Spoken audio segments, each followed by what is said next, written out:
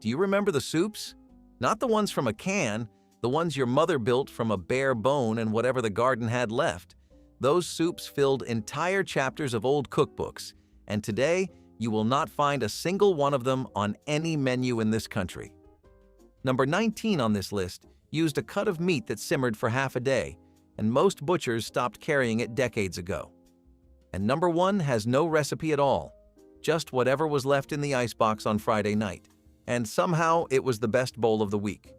These were the main course when there was nothing else. So hit subscribe and come along, because here are 30 forgotten soups you could only find in old cookbooks. Number 30. Watercress soup. Open any American cookbook printed before 1920, and watercress soup is in there. Every single one. You picked the cress from a cold stream or bought a bunch for pennies at the market. Washed it, chopped it rough, simmered it in chicken broth with a sliced potato or two until everything went soft, then mashed the whole thing with a fork. No blender, no cream, just the sharp, peppery taste of something that grew wild along every creek bank in the country. Some cooks stirred in a spoonful of butter at the end. Others added a splash of vinegar. Either way, it was bright green and it tasted like spring before spring had a name. You will not find watercress soup on any restaurant menu in America today. Number 29. Pumpkin soup. Long before any European wrote it down, pumpkin was already being simmered in pots across this continent. By the 1700s, every colonial cookbook in New England had a version. You cut a pumpkin in half, roasted it until the flesh went soft, scraped it out, and simmered it in milk or broth with nutmeg and ginger. Some cooks sweetened it with molasses. Others kept it savory with salt and butter. The flavor was earthy and rich, and it showed up on autumn tables from Connecticut to Virginia as reliably as cold weather. Then canned pumpkin arrived, and the only thing Americans made with pumpkin came out of a pie tin. Before I move on, for those of you who want recipes like these all in one place, I wrote the Vintage Recipe Guide. It is a cookbook filled with forgotten recipes just like the ones you are hearing today. You can find it on my website, vintagelifestyleusa.com. I will not bring it up again in this video. If it sounds like something you want, it is right there. Now back to the soups. Number 28. Philadelphia Pepper Pot. The legend says George Washington's cook invented this soup at Valley Forge to keep starving soldiers alive, and whether that story is true or not, the soup itself is real. Tripe cut into small squares, potatoes, onions, celery, and enough black pepper to make your eyes water. It simmered all day in a heavy pot and came out thick enough to hold a spoon upright. Street vendors in Philadelphia called out pepper pot, smoking hot from their carts well into the 1900s. The tripe is what killed it. Once Americans decided they did not want to eat stomach lining anymore, pepper pot went from everyday street food to a recipe nobody could give away. The soup stayed the same. The country moved on. Number 27. Tomato rarebit soup. Take a pot of tomato soup and melt sharp cheddar into it until the whole thing turns thick and orange and clings to the back of a spoon. That is tomato rarebit soup. Old cookbooks from the 1930s and 1940s printed it as a weeknight supper, not a starter. You ladled it over toast, the way you would pour gravy over biscuits, and the toast soaked up the cheese and tomato until it was almost too heavy to lift with a fork. Some versions added a beaten egg, stirred in at the last second so it set in ribbons through the broth. Campbell's made tomato soup famous, but the homemade version with cheese and toast was the original, and it was better. Number 26. Cream of chestnut soup. Before 1910, American chestnut trees covered the eastern half of this country, billions of them. Then the blight came, and within 40 years, nearly everyone was dead. The soup died with the trees. You roasted the chestnuts, peeled them while they were still hot enough to burn your fingers, and simmered them in stock until they broke apart. Then you pressed the whole thing through a sieve and stirred in cream. The flavor was sweet and earthy and unlike anything you have ever tasted from a nut. Old cookbooks from Boston and New York listed chestnut soup as a Thanksgiving starter, the way we list pumpkin pie as dessert. When the trees disappeared, so did the recipe. Number 25. Beer soup. German immigrants brought beer soup to the Midwest, and for decades it was breakfast. You heated dark beer in a pot with a cinnamon stick and a little sugar, thickened it with a beaten egg and a spoonful of flour stirred into cream, and served it in a bowl with torn bread floating on top. It sounds strange now. It was standard then. Old German-American cookbooks from Milwaukee and Cincinnati printed it alongside oatmeal and porridge as a morning meal because beer was safer to drink than water in many communities and cheaper than coffee. The soup was warm, slightly sweet, and filling enough to carry a farmer through 4 hours of work before his next meal. It disappeared when Prohibition arrived, and after repeal, nobody thought to bring it back. Number 24. Mock turtle soup. Real turtle soup was expensive. A whole snapping turtle cost money and effort, and most home cooks wanted nothing to do with butchering one. So mock turtle soup was invented as the affordable version. You used a calf's head. You simmered it for hours with onions, cloves, allspice, and a splash of Madeira wine until the broth turned dark and rich. Hard-boiled eggs went in at the end, sliced thin because they looked like turtle eggs floating in the bowl. Mock turtle soup appears in nearly every American cookbook printed between 1850 and 1930. It was served at formal dinners and hotel banquets. The moment Americans stopped eating calf's head, the soup vanished from every table it had ever sat on. Number 23. Cream of lettuce soup. Nobody makes lettuce soup today, but open a cookbook from before 1940 and you will find it. You took a whole head of lettuce, usually the outer leaves that were too wilted for salad, chopped them rough, and simmered them in broth until they went soft. Then you pressed everything through a sieve, stirred in cream and butter, and served it warm with a pinch of white pepper. The taste was mild and green, closer to garden water than to anything you would recognize as soup. Old cookbooks listed it as an elegant first course, the kind of thing a hostess served at a luncheon when she wanted to seem refined without spending much. The lettuce cost almost nothing, and neither did the effort. Number 22. Egg drop soup. Long before Chinese restaurants made egg drop soup famous in America, home cooks had their own version. Old cookbooks called it egg soup or stracciatella, depending on who your grandmother was. You brought a pot of good broth to a rolling boil, beat an egg with a fork, and poured it in slowly while stirring. The egg set in thin ribbons and threads that floated through the broth like lace. Italian families stirred grated cheese into the egg before pouring. German cooks added a splash of vinegar. Some Appalachian versions used nothing but water, salt, and the egg itself. The whole thing took 3 minutes and cost almost nothing. It was the soup you made when there was nothing in the house but eggs, and it was better than it had any right to. Number 21. Green corn soup. Green corn meant fresh corn, straight off the cob before it dried out. You sliced the kernels off, scraped the cob with the back of a knife to get the milk, and simmered everything in water or broth until the starch from the corn thickened the pot on its own. No flour, no cream, just corn and its own liquid doing all the work.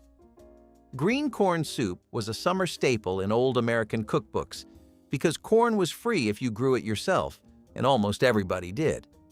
Some recipes added a handful of lima beans. Others crumbled in salt pork. The foundation was always fresh corn, a sharp knife, and a pot of water. Number 20. Parsnip soup. Parsnips were the potato of colonial America.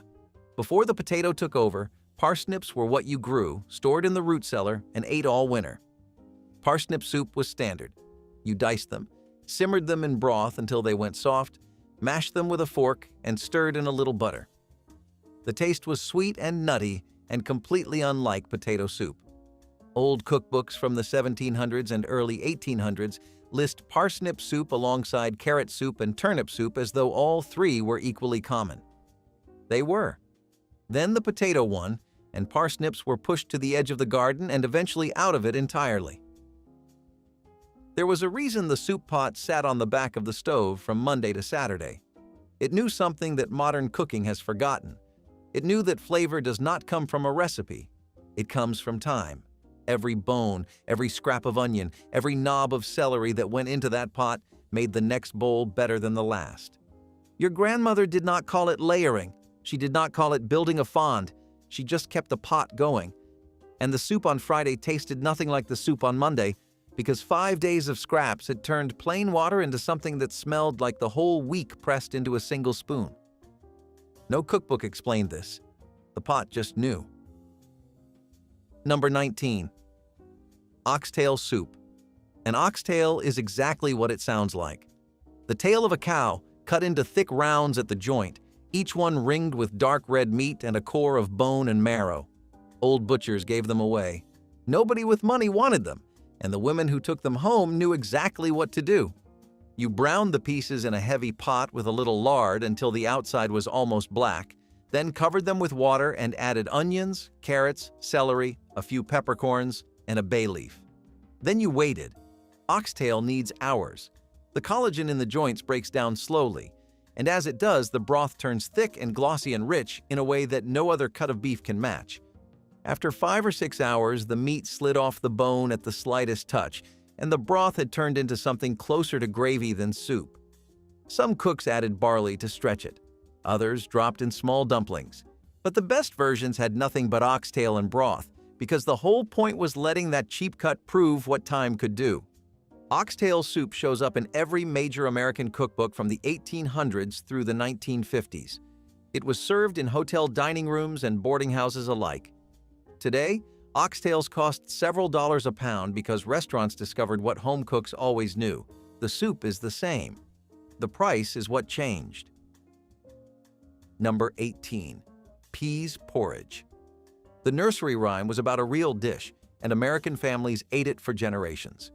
You soaked dried peas overnight, simmered them with a ham bone or a piece of salt pork until the peas dissolved into a thick, greenish mass, and served it in bowls with bread on the side. It was thicker than soup and thinner than pudding, and it stuck to your ribs like nothing else in the pantry. Old New England cookbooks printed it alongside baked beans and brown bread as standard cold weather fare. The name faded first, then the recipe. By the mid-1900s, most Americans had never heard of peas porridge outside the rhyme, and they had no idea they were singing about supper. Number 17. Sauerkraut soup. German immigrants brought this recipe, and for 100 years it was standard in the Midwest and the Mid-Atlantic. You started with a ham bone or a smoked pork hock, simmered it until the broth had body, then added sauerkraut straight from the crock, a few diced potatoes, and a spoonful of caraway seeds. The sauerkraut turned mellow in the broth. The sourness softened into something closer to warmth than bite, and the potatoes thickened everything without any flour. Some families served it on New Year's Day for good luck. Others made it every week because the ingredients cost almost nothing and lasted through the coldest month. Peasant food in the truest sense. Simple, honest, built to last. Number 16. Sorrel soup. Sorrel grew wild in half the yards in America, and most people today could not pick it out of a lineup. It looks like spinach. It tastes like lemon. You grabbed a few handfuls from the garden, chopped the leaves rough, and simmered them in broth with a diced potato until the whole pot turned a pale, almost gray green. A beaten egg stirred in at the end gave it body. Some cooks added cream. Old European and early American cookbooks listed sorrel soup as a spring tonic, something you ate after a long winter of heavy food to wake your body back up. The sour, bright taste cut through months of starch and salt pork. Then lawns replaced kitchen gardens and sorrel became a weed instead of an ingredient. Number 15. Brown flour soup. This one sounds like it cannot possibly be real, but it is in dozens of Depression-era cookbooks. You put flour in a dry skillet and stirred it over medium heat until it turned the color of dark caramel. Then you whisked it into water or broth, added a little salt, and served it hot. Flour and water. The browning was what made it work. Raw flour and water tastes like paste. Browned flour and water tastes like roasted grain, with a depth that has no business coming from two ingredients. Families ate this soup when the shelves were bare, the garden was frozen, and this was what stood between you and hunger. Number 14. Pot liquor soup. Pot liquor is the liquid left in the pot after you cook a mess of greens: collards, turnip greens, mustard greens, kale. Whatever you had. Most cooks in the American South treated that liquid as the point of the whole exercise. The greens were good, the pot liquor was better. You started with a ham hock or a piece of salt pork in a big pot of water and let it simmer for an hour until the pork fat rendered out and the broth turned cloudy and rich. Then you added your greens, a whole pile of them, and let everything cook low and slow until the leaves went dark and silky. When the greens were done, you lifted them out, and what was left in that pot was pot liquor. People drank it straight from a cup. People poured it over cornbread and called it supper. And the smartest cooks turned it into soup by adding diced onions, garlic, and sometimes a handful of dried beans or rice for weight. Pot liquor soup does not appear in any mainstream American cookbook published after 1975. It lives in handwritten recipe cards and in the memories of people who grew up in kitchens where throwing away cooking water was a waste that bordered on sin. The nutrition science caught up decades later. The women who saved that liquid knew what they were doing all along. Soup was never about cooking. It was about math. A bone that cost nothing, water that came from the well, and whatever the garden or the pantry could spare. The final product stretched across 2 meals or 3 or 4, depending on how many mouths were at the table and how far away payday was. No other form of cooking could do that. A roast fed you once. A soup fed you all week. The women who made these soups understood something no textbook ever put into words. The cheapest ingredient in any kitchen is time. You can simmer a bone for 8 hours and it costs you nothing but patience. That math is what kept families alive, and it is the math that every modern convenience was designed to make you forget. Number 13. Salmon chowder. Before salmon became expensive, canned salmon was one of the cheapest proteins in the pantry. A can cost pennies, and it turned a pot of diced potatoes, onions, and milk into a chowder that tasted like the Pacific Northwest had arrived in your kitchen. You drained the can, pulled out the bones and the skin, and flaked the meat into the pot along with butter, salt, and sometimes a pinch of dried dill. Some versions used evaporated milk for a richer broth. Others stayed thin and brothy and relied on the salmon to carry the flavor. It was a Friday night supper in Catholic households across the country, and it tasted better than it had any right to. Number 12. Liver dumpling soup. German immigrants brought this one to the Midwest in their recipe books, and it stayed in church cookbooks for generations without ever making it to a restaurant menu. You took a handful of calf liver, ground it fine, mixed it with breadcrumbs, an egg, a grated onion, and a pinch of marjoram. Then rolled the mixture into small dumplings and dropped them into a clear beef broth.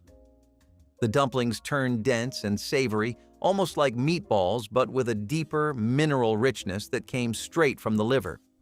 Some cooks added a bit of parsley at the end. The broth stayed simple, just onion and salt, because the dumplings carried all the flavor. Old community cookbooks from Ohio, Indiana, and Wisconsin printed liver dumpling soup without explanation, as if everyone already knew what it was. By the time liver fell out of fashion in American kitchens, the dumplings went with it, and the recipe slipped out of the books that replaced those old spiral-bound collections. Number 11. Clam broth. Before clam chowder became the standard, there was something simpler. Clam broth was served in teacups at oyster houses and hotel bars along the East Coast from the 1800s through the middle of the last century. You steamed a bucket of clams open, strained the liquid through cheesecloth to catch the grit, and served it hot with a pat of butter floating on top. No cream, no potatoes, no chowder. Just the pure, salty, mineral taste of the Atlantic in a cup.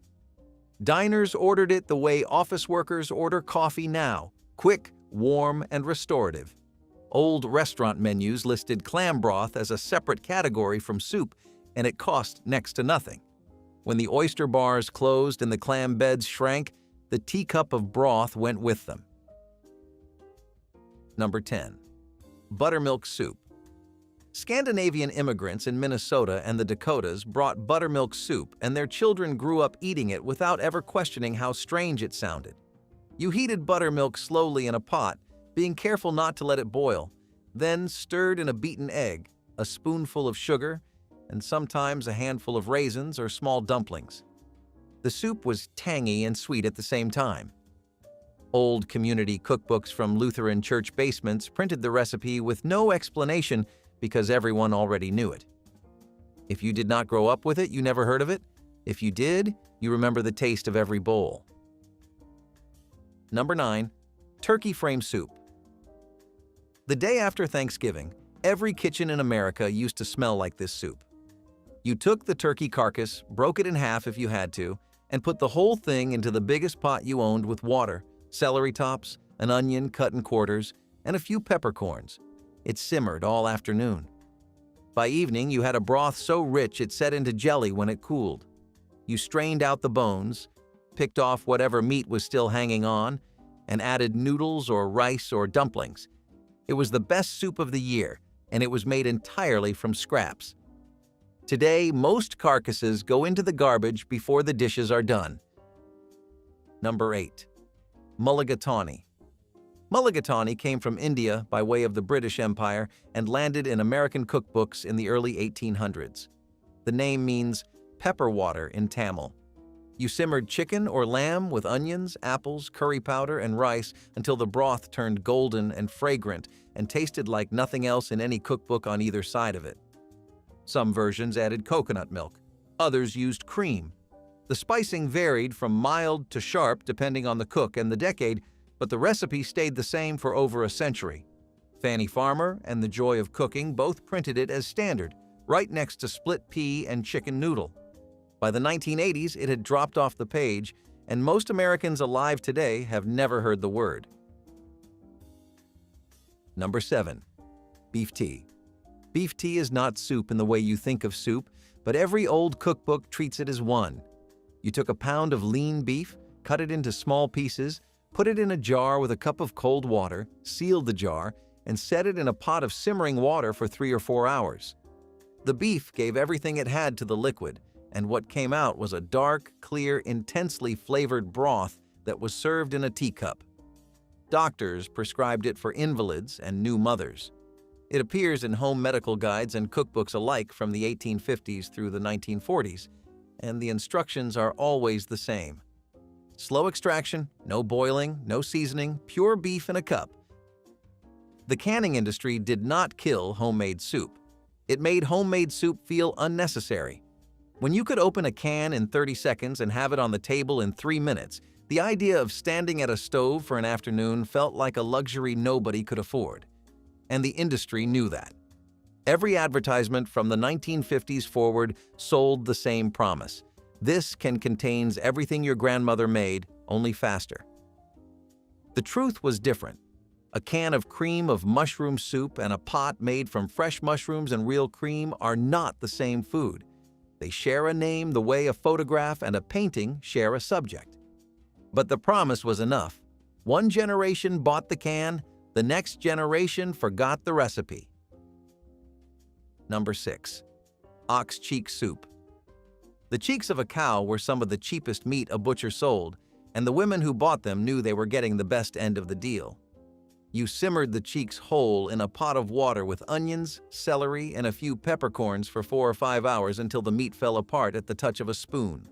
The collagen in the cheeks turned the broth thick and glossy, and the meat itself was tender in a way that no steak could match. Old cookbooks from the 1800s listed ox cheek soup alongside oxtail as a standard cut for slow cooking. The cheeks cost less. The soup was just as good. Today you can still find beef cheeks at a butcher who breaks down whole animals, but most grocery stores stopped carrying them decades ago, and the soup that built a full supper from a single cut faded along with the butcher counter itself.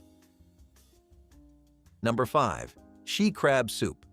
She crab soup came out of Charleston, South Carolina, and it depended on one ingredient most cooks today have never seen.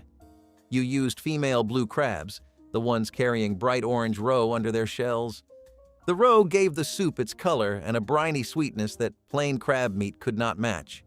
You sautéed a little onion in butter, added crab stock, stirred in the roe and picked crab meat, and finished it with cream and a splash of dry sherry poured in right at the table. Old Charleston cookbooks treated she-crab soup as the finest thing a kitchen could produce, and restaurants along the Battery served it in shallow porcelain bowls. Harvesting regulations and shrinking crab populations made the original version harder to find, and most restaurants quietly switched to crab meat without the roe. The old recipe, the real one, lives in cookbooks that nobody opens anymore. Number 4. Bone marrow soup. Your butcher used to save marrow bones for regular customers without being asked. You roasted them in the oven until the marrow turned soft and golden, then scooped it out and stirred it into a pot of beef broth with barley and diced root vegetables. The marrow melted into the broth and made it rich and silky in a way that no amount of butter or cream could replicate. Old cookbooks from the 1800s treated marrow the way modern restaurants treat truffle oil. It was a luxury ingredient hiding inside something cheap. The bones cost nothing. The marrow inside them was the real prize. Today you can still find them if you ask, but most people under 50 do not know to. Number 3. Snapper soup. Philadelphia made this soup famous, and for over a century it was served in restaurants, hotel dining rooms, and home kitchens across the mid-Atlantic. The base was snapping turtle meat, slow-cooked with root vegetables, tomatoes, and a generous pour of sherry stirred in right before serving. The meat was dark, rich, and tasted closer to veal than anything from the sea. Butchers in Philadelphia kept turtle meat behind the counter the way they kept liver and kidneys, as a regular item that regular people bought without thinking twice. Old cookbooks gave detailed instructions on how to dress a whole snapping turtle at home, and women did it. The sherry was not optional. It cut through the heaviness of the broth and turned something rustic into something that belonged on white linen. When turtle meat became harder to find and more expensive to buy, the soup disappeared from most menus. A handful of old restaurants in Philadelphia still serve it, but the home version, the one your grandmother simmered all afternoon with whatever turtle your grandfather pulled out of the creek, that one is gone. Number 2. Portable soup. Before bouillon cubes existed, travelers carried portable soup. You boiled down a whole calf's foot or a few pounds of beef shank with onion and herbs for hours, strained the liquid, and kept simmering until it reduced into a thick, dark paste. You spread that paste on a cloth, let it dry in the open air, and cut it into squares. Each square could sit in a saddlebag or a ship's hold for months without spoiling. When you needed a hot meal, you dropped one square into boiling water, stirred, and had a cup of broth in minutes. Colonial cookbooks printed the recipe as a household essential, and soldiers carried it through the Revolution. Commercial canned broth replaced it by the late 1800s, and the whole practice of making your own dried stock vanished from American kitchens. There is a silence that follows the death of a spouse, and it sits heaviest at the kitchen table. The chair across from you is empty. The stove feels too large. The recipes you made for 40 years serve 4, and there is no way to cut them down without being reminded why you are cutting them down. Soup was the answer for millions of people who found themselves alone at that table. One pot, one bowl, one serving that did not announce itself as a fraction of something bigger. The soups in these old cookbooks were built for that math. They scaled down without breaking. They filled a bowl without filling a room. And they gave one person permission to still call what they were doing cooking. Number 1. Icebox soup. Every old cookbook had a version of this recipe, and none of them gave it the same name. Icebox soup, leftover soup, Friday soup. The instructions were always the same. Open the icebox, take out whatever was left from the week, and put it in a pot with water or broth. Monday's roast beef, Tuesday's green beans, Thursday's chicken bones. All of it went in. You simmered the pot until everything gave up its flavor, and by Friday evening, you had a soup that tasted like the whole week in one bowl. No two pots were ever the same. No recipe could capture it because there was no recipe. It was the cook's memory of everything she had already made, transformed one last time into something new. Every grandmother who made it understood the same truth. The best soup you will ever eat is the one that uses everything you have and asks for nothing you do not. Number 21, cabbage soup. A head of cabbage cost pennies and weighed enough to fill a stock pot by itself. You chopped it rough, sweated an onion in a little bacon grease, added the cabbage, a can of tomatoes, salt, pepper, and water. That was dinner.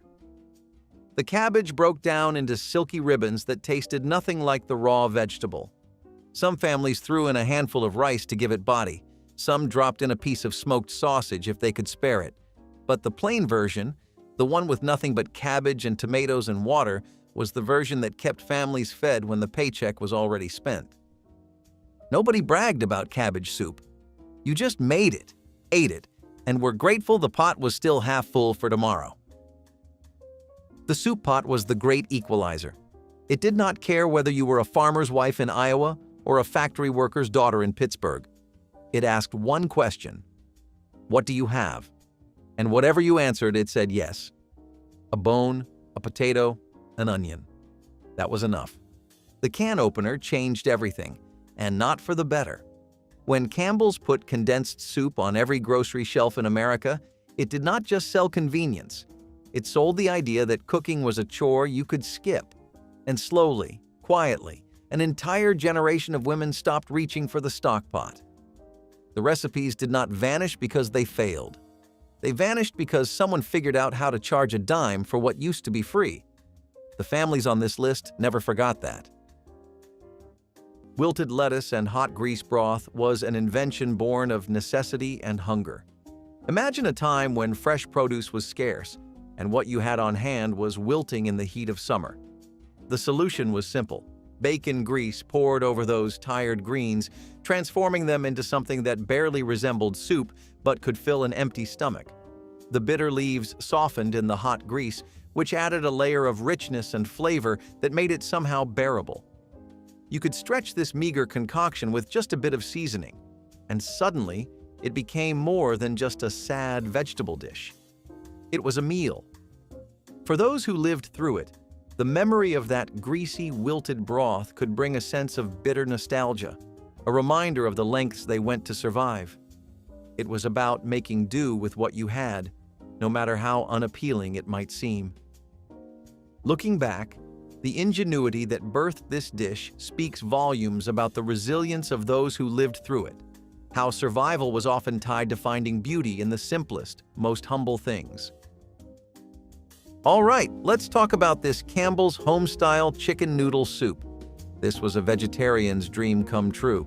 It was creamy, flavorful, and packed with protein with a combination of white beans, rice, and spinach. Campbell's. This particular variety gained popularity in many states, especially in the Midwest, where hearty soups are a staple in comfort food cuisine. One of the most memorable aspects of Campbell's home-style chicken noodle soup was its iconic advertising campaign.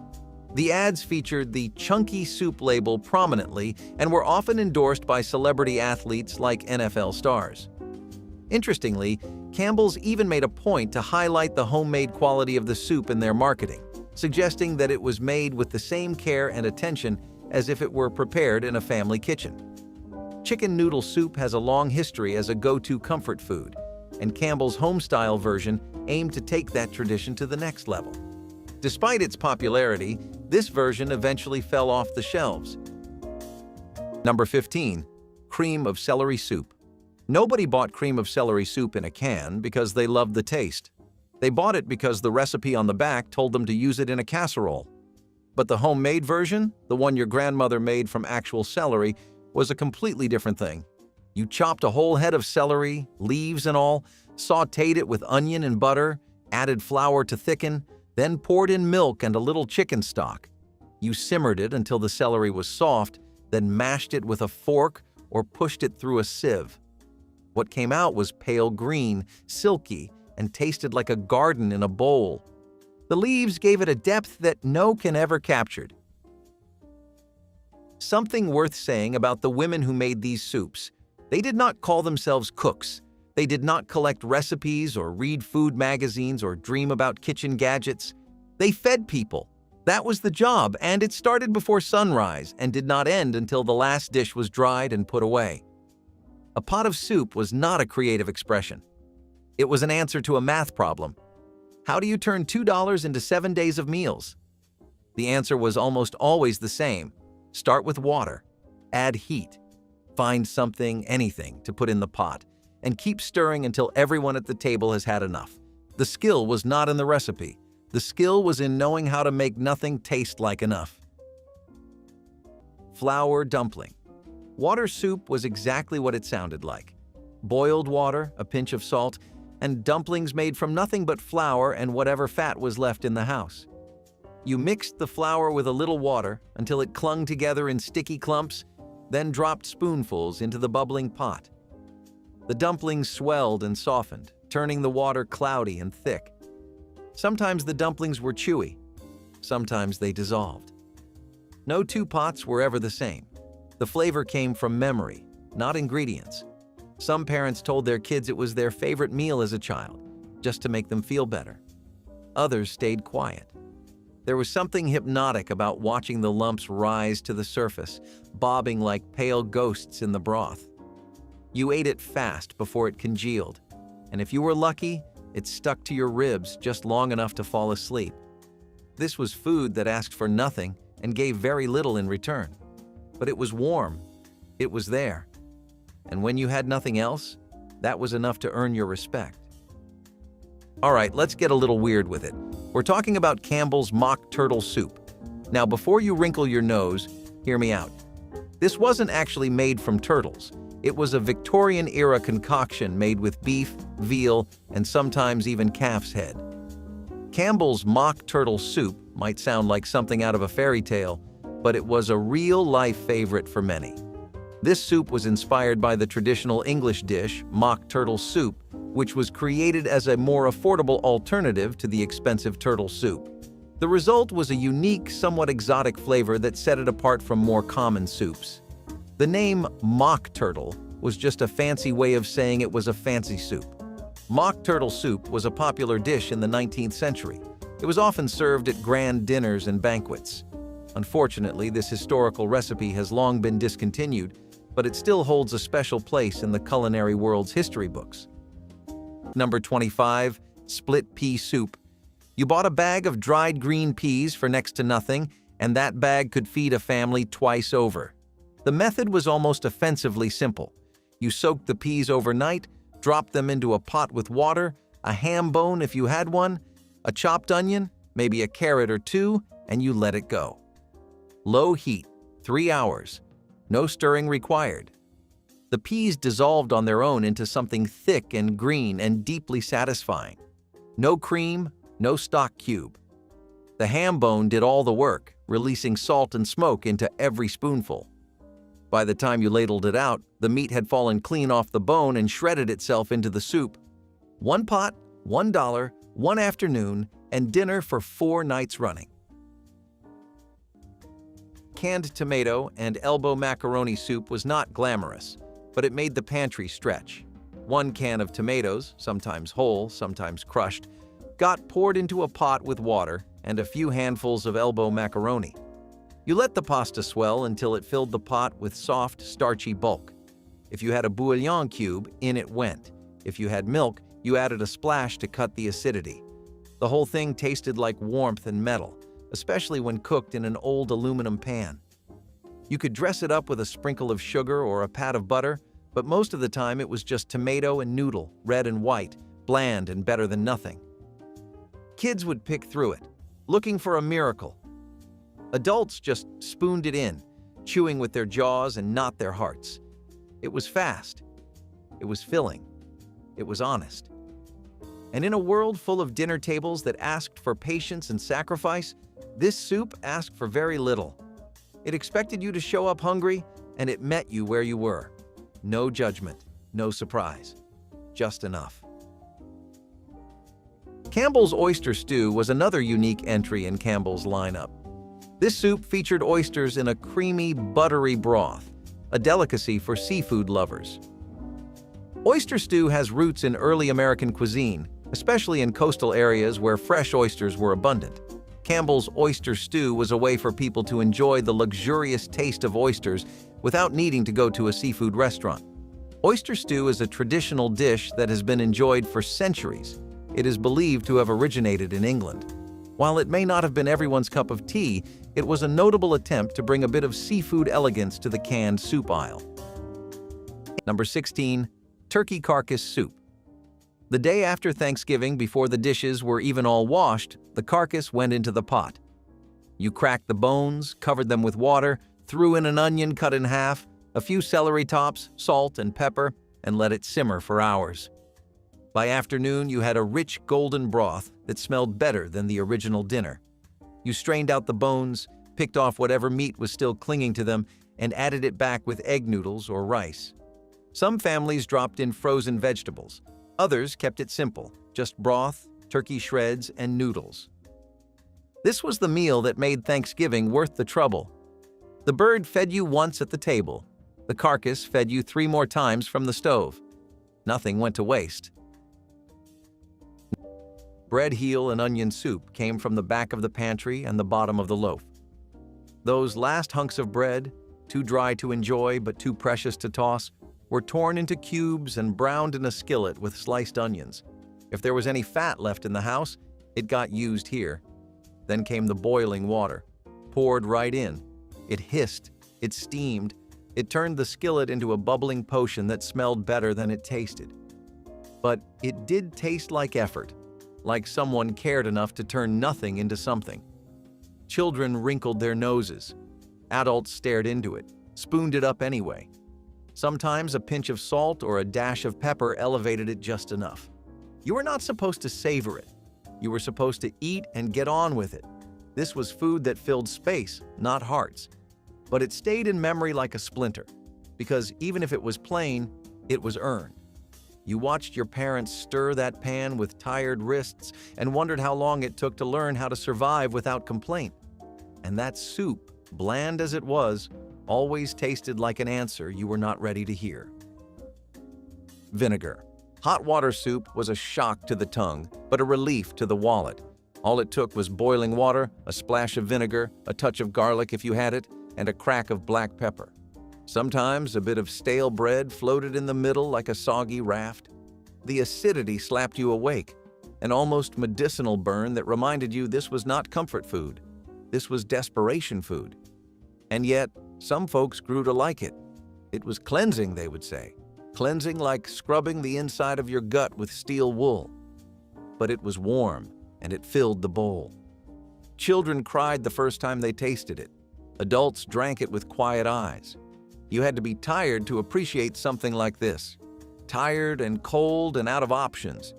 It was a reminder that not all poor man's food pretended to be delicious. Some of it just existed to carry you from one hard day to the next. When you swallowed it, you swallowed pride. But you also swallowed proof that you were still here. And sometimes, that was the only thing that mattered. First up, we have the classic Campbell's Chunky Chicken Corn Chowder. This creamy concoction was a staple for many families in the 90s and early 2000s. It combined tender chicken, sweet corn, and a rich, creamy base that was oh so satisfying.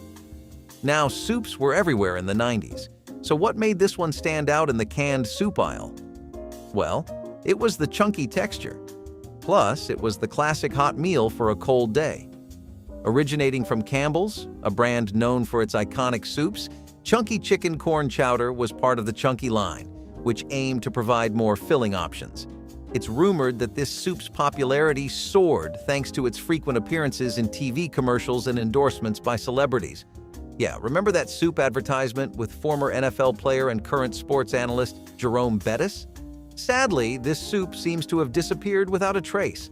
I mean, what's a soup without corn? It's like pizza without cheese. Number 23, beef barley soup. You bought the cheapest cut of beef at the counter, usually a shank or a neck bone, browned it hard in a little fat, and covered it with water. An hour later, you had stock. You dropped in a cup of pearl barley, diced potatoes, carrots, celery, and a can of tomatoes if you had one. The barley swelled up and thickened the broth into something that sat heavy in the bowl. This was a Saturday soup. It took time, but the stove did the work while you cleaned the house or mended clothes. One pot made enough for Sunday, too, Families who kept a garden threw in whatever was ripe. Families who did not kept it simple. Either way, the barley stretched a quarter-pound of beef into a meal. Nobody walked away from hungry. Celery leaf broth was another example of how people made use of what would typically be thrown away. The tops of celery stalks, often discarded as waste, became the foundation for a surprisingly flavorful broth. In a time when every scrap of food was precious, even the smallest bits were salvaged. The celery leaves, full of a delicate, almost grassy flavor, were simmered with water, creating a light broth that was both soothing and filling. It wasn't much, but in the world of rationing, it was enough. A little salt, maybe some pepper, and it became a comforting soup for those who needed it most. The idea of turning something most people didn't even consider into a meal was a reflection of the mindset that prevailed during these difficult times. Everything had value. Every scrap could contribute to survival. For those who lived through it, celery leaf broth wasn't just food. It was a reminder that the key to survival was resourcefulness, the ability to find value in what others had discarded. Let's talk about Pepperidge Farm Hunter's Soup. Pepperidge Farm, known for its high-quality baked goods and foods, introduced this soup to offer a substantial, flavorful option for busy families looking for a quick yet satisfying meal. A fun twist? The soup's name and concept were influenced by the company's commitment to capturing the essence of wholesome, country-style cooking in a convenient can. This was a hearty, meaty soup that was perfect for those cold winter days. It was packed with chunks of beef, carrots, and potatoes, and it had this rich, savory broth that was just incredible. Hunter's soup is believed to have originated in England as a meal for hunters to warm themselves up after a long day. It was a favorite among those who enjoyed a more meaty soup. Number 19. Rivell Soup. If you grew up in Pennsylvania Dutch country, you already know this one. And the sound of the word probably just took you back to a kitchen you have not stood in for 40 years. Rivells are tiny dumplings made from nothing but flour, an egg, and a pinch of salt. You rubbed the mixture between your fingers until it crumbled into small, irregular pieces, somewhere between a breadcrumb and a pea. Then you dropped them into boiling milk or broth, and in 3 minutes you had soup. That was the entire recipe. No vegetables, no meat, no stock cube, just egg, flour, milk, and heat. The word Rivell comes from the German word for rubbing, because that is exactly what you did. You stood at the counter and rubbed dough between your palms until it fell apart in pieces small enough to cook through in seconds. Every grandmother had her own size. Some made Rivells as fine as sand. Others left them chunky, almost like tiny gnocchi. There was no wrong way as long as they held together in the pot. This was the soup that Lancaster County mothers made on days when the cupboard was nearly bare. It required no trip to the store, no planning, no leftovers. You just needed a cup of flour and 1 egg, and those were the 2 things a farmhouse always had. I have talked to people who grew up eating this 3 nights a week and never got tired of it. The milk version was the simplest, just Rivells dropped into a pot of hot milk with a little salt and butter. The broth version was heartier, especially if you used chicken stock from a bird you had boiled the day before. Either way, it was ready in under 10 minutes. It filled stomachs that had no business being full, and it cost so close to nothing that nobody ever bothered to calculate the price. Egg drop water soup was perhaps one of the most basic yet comforting dishes to come from the era.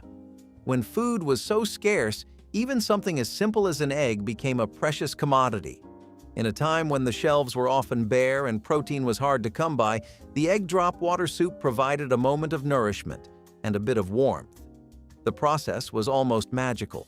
Boiling water seasoned with whatever spices or herbs you had on hand, then cracking an egg into it. The egg would swirl in the boiling water, creating soft, silky threads that offered a small amount of protein and comfort.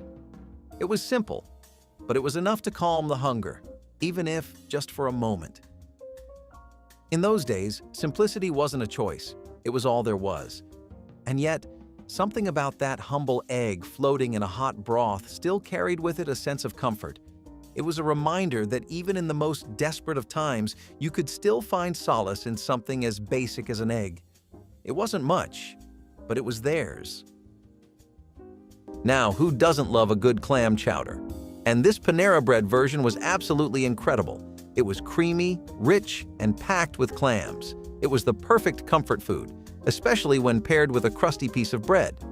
Panera Bread clam chowder was a creamy seafood chowder that brought a taste of Panera's bakery cafe experience to the canned soup aisle. This soup was a favorite for those who loved seafood. Clam chowder is a classic New England dish.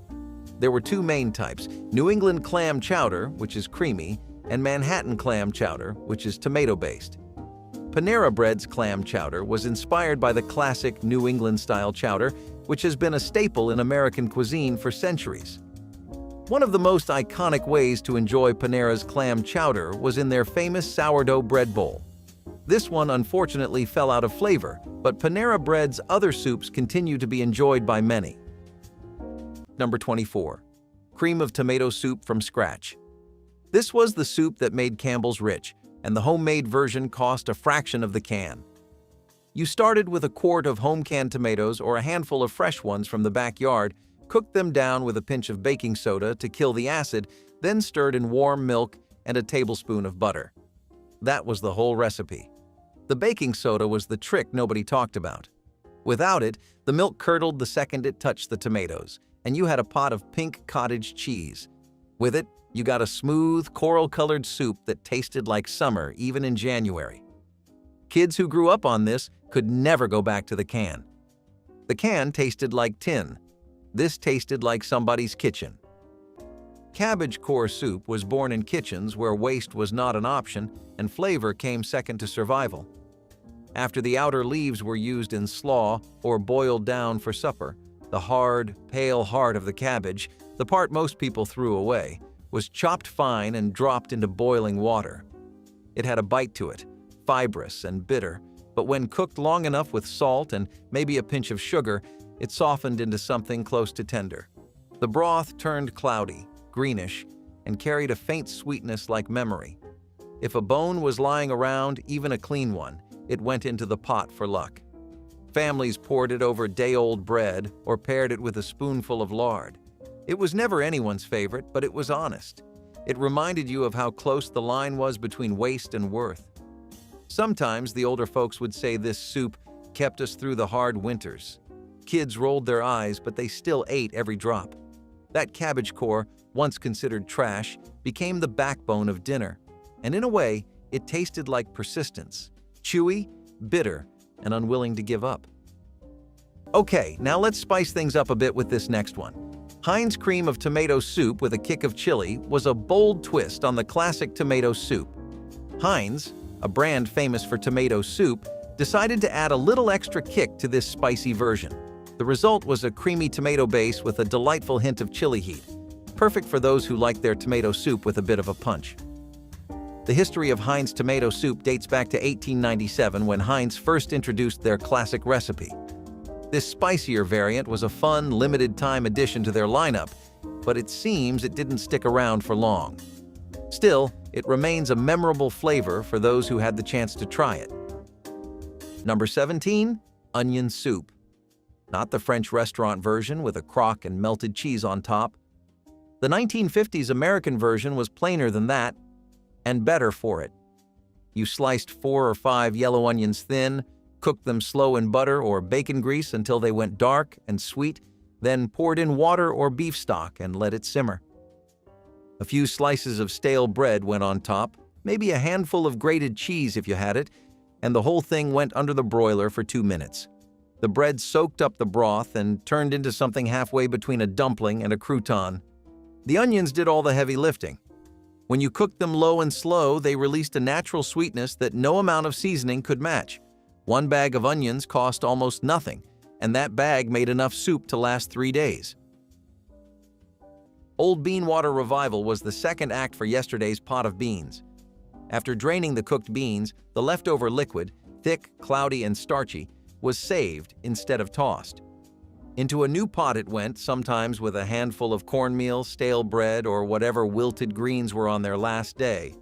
It was not quite soup, not quite stew, more of a porridge that refused to pick a side. You stirred it slowly so it would not stick. You added salt with a heavy hand, and hoped the memory of last night's beans was still strong enough to flavor it. The smell was faintly sour. The texture was oddly satisfying. No two bowls were the same. And because it came from leftovers, you ate it quietly, as if the meal knew it was not supposed to exist. It was an echo of a meal, stretched past its expiration date, made to feed one more mouth. Some families even preferred it to the original beans. Others called it shame soup. But when the cupboards were empty and the paycheck was still a week away, this gray broth with its mystery lumps kept people going. It was a second chance in a bowl. Now, let's talk about Amy's Tuscan bean and rice soup. Amy's is renowned for its organic and natural products, and this soup was no exception. This was a vegetarian's dream come true. It was creamy, flavorful, and packed with protein. And let's not forget that this soup was organic, so you could feel good about eating it. Tuscan cuisine is known for its simplicity and use of fresh ingredients. Bean soups, like this one, are a classic part of the Tuscan diet. Amy's commitment to using high-quality organic ingredients made this soup a favorite among health-conscious eaters. The Tuscan bean and rice soup was a perfect example of how canned soups could be both delicious and nutritious. It was all the rage for fitness freaks, and they still call for a comeback. Number 22. Corn chowder. In late summer, when the corn came in faster than anyone could eat it, mothers scraped the cobs and made chowder. You cut the kernels off, then ran the back of the knife down the cob to get the milk out. That corn milk was the secret. It thickened the soup naturally without flour or cream. You simmered the kernels and that milky liquid with diced potatoes, a chopped onion, salt pork if you had it, and enough water to cover. 20 minutes and it was done. Some families added a splash of whole milk at the end. Some left it plain. The corn was sweet enough on its own. In winter, you made the same soup with canned corn, and it still worked, just without that fresh sweetness that made August worth surviving. Salt pork and boiled water soup began with one single cube of meat, small, hard, and saltier than anything else in the house. That lone piece of salt pork got dropped into a pot of water, where it slowly surrendered its fat and flavor over the course of an hour. You watched the sheen rise to the surface, a slick halo of grease that promised at least a little richness. The smell was better than the taste, and everyone knew it. But no one complained. Sometimes a potato was diced into the broth, sometimes an onion, but often it was just water and pork, enough to convince the tongue that you were eating soup instead of flavored water. The meat itself was never served. That cube stayed in the pot, reused again tomorrow, until it finally disintegrated from overuse. That was the rule. You fed the family with its echo, not its flesh. It was not satisfying. It was not filling. But it was hot. It was something. And in a time when you had nothing to spare, the scent of simmering pork fat was a strange kind of comfort. It meant someone was still trying. Progresso Italian wedding soup. This was a classic for a reason. I mean, who doesn't love a bowl of warm, comforting soup filled with tiny meatballs, spinach, and carrots? It was like a little taste of Italy in a can. Perfect for a cozy day in. Despite the name, Italian wedding soup isn't traditionally served at weddings in Italy. It's believed the name comes from the idea that it's a hearty and celebratory soup, perfect for a special occasion. The Italian wedding soup has roots in Southern Italian cuisine and was brought to America by Italian immigrants. Progresso's version was a convenient way to enjoy this classic dish at home. Though it's no longer available, it was a beloved choice for those who enjoyed a taste of Italy. Number 20. Tomato rice soup. This was the soup you made when you had a can of tomatoes, a cup of leftover rice, and nothing else worth mentioning. You heated the tomatoes in a pot with water, dropped in the rice, added salt and a pinch of sugar to cut the acid, and let it simmer for 10 minutes. Some mothers stirred in a spoonful of butter right at the end, just enough to round the whole thing out. The rice soaked up the tomato broth and turned soft without going mushy, which made it feel like a more complete meal than it had any right to be. Children loved it because it was mild and warm. Parents loved it because it cost almost nothing and took less time than setting the table. Liver and rice boil was another resourceful creation for those who lived through the leanest times. Organ meats, often discarded by those with the luxury of choice, became the lifeblood of many struggling families. Liver, kidneys, and heart, pieces many would turn up their noses at, were boiled with rice and whatever spices could be found to add flavor. It wasn't fancy, but it was filling. Rice, the staple that could stretch a meal, absorbed the broth from the simmering organs, creating a hearty, if not entirely pleasant, dish. There wasn't much choice in the matter. The bitter irony of the dish wasn't lost on anyone who had to eat it. What many considered awful was transformed into a lifeline.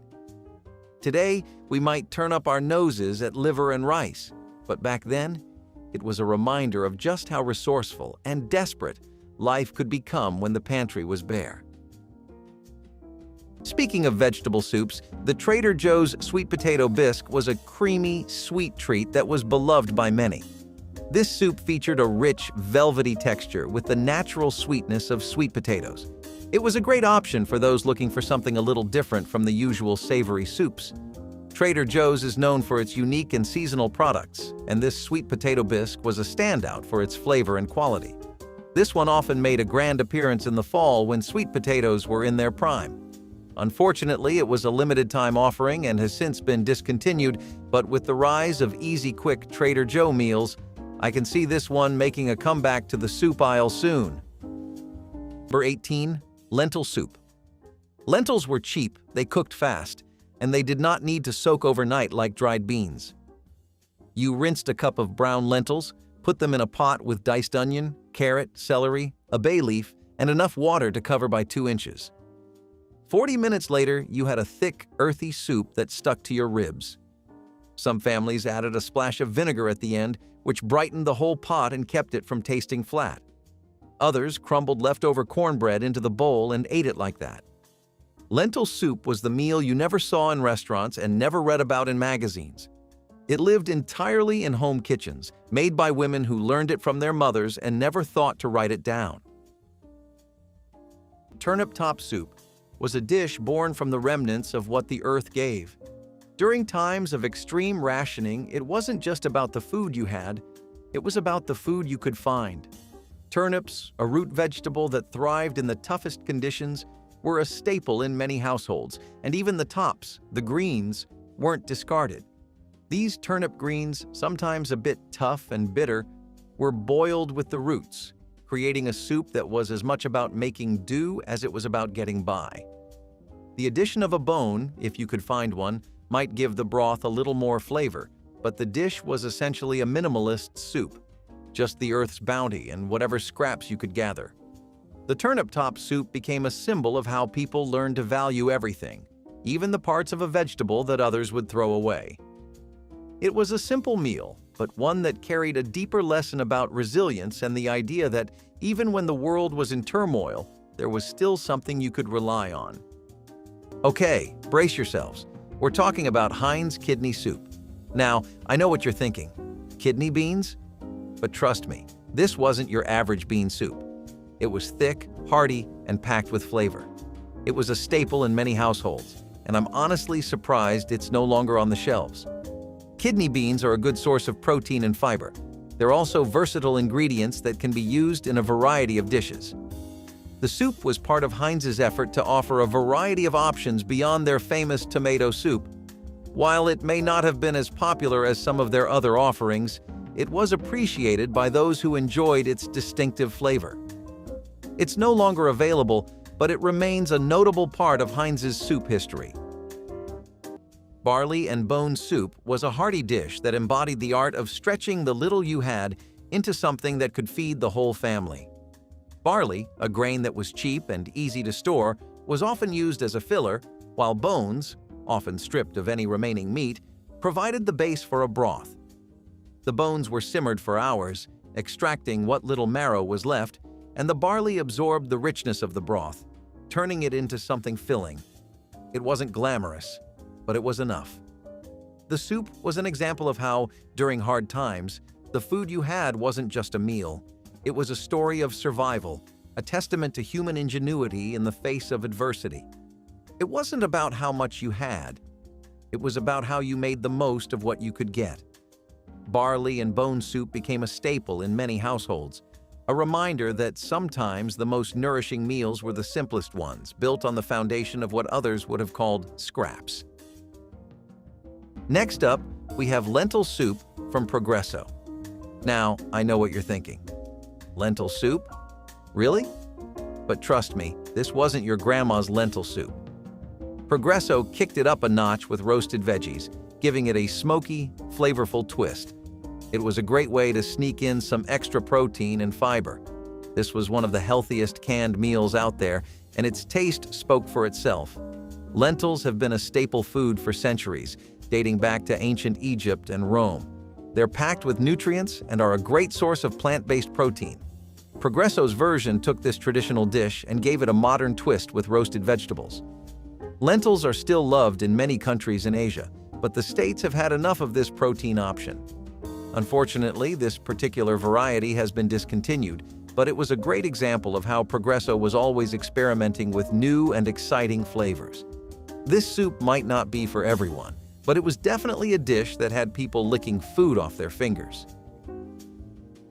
Potato peel broth was not made for flavor. It was made for survival. When money was gone and meat was a memory, the scraps took center stage. Families would save every potato skin in a tin on the counter, letting them dry until there were enough to make a pot. Onion ends, carrot tops, maybe even a garlic clove if someone got lucky. Into the water they went. This was broth built from rejection, slowly simmered into something warm, salty, and strangely comforting. A dash of salt made it taste like something you meant to cook. A spoonful of lard, if available, turned it into a meal. It was poured into chipped bowls and eaten with silence. It did not fill you up, but it gave you something warm to hold. Children learned to be grateful for what they did not have, and parents learned to pretend it tasted better than it did. In the quiet after dinner, that pot sat empty on the stove, a small act of defiance against hunger. There was pride in making something from nothing. Pride and just enough strength to do it again tomorrow. So, this creamy roasted chicken with herb dumpling soup was a total game changer. I mean, chicken soup just got a major upgrade. The broth was rich and flavorful, and those herb dumplings were the perfect addition. Chicken soup has been used as a remedy for colds and flu for centuries. Some believe it has medicinal properties, although the science is still debated. So, why did creamy roasted chicken with herb dumpling soup disappear from our shelves? Well, shifting consumer tastes and a focus on lighter, healthier options meant this rich, creamy classic just couldn't keep up. Plus, Campbell's had to streamline their lineup to make room for new favorites. This soup was known for its hearty and filling nature, making it a popular choice for families looking for a quick and satisfying meal, and it's missed dearly. 30 soups from cookbooks that most people will never open again, and every single one of them can still be made tonight with ingredients you probably already have. Pick one. Make it this week. Sit at the table, not the couch. Set a place. And if one of these soups brought back a memory you have not thought about in years, leave it in the comments. Those stories are what keep this channel going. Hit subscribe, and I will see you in the next one. Until next time, this is James with Vintage Lifestyle USA.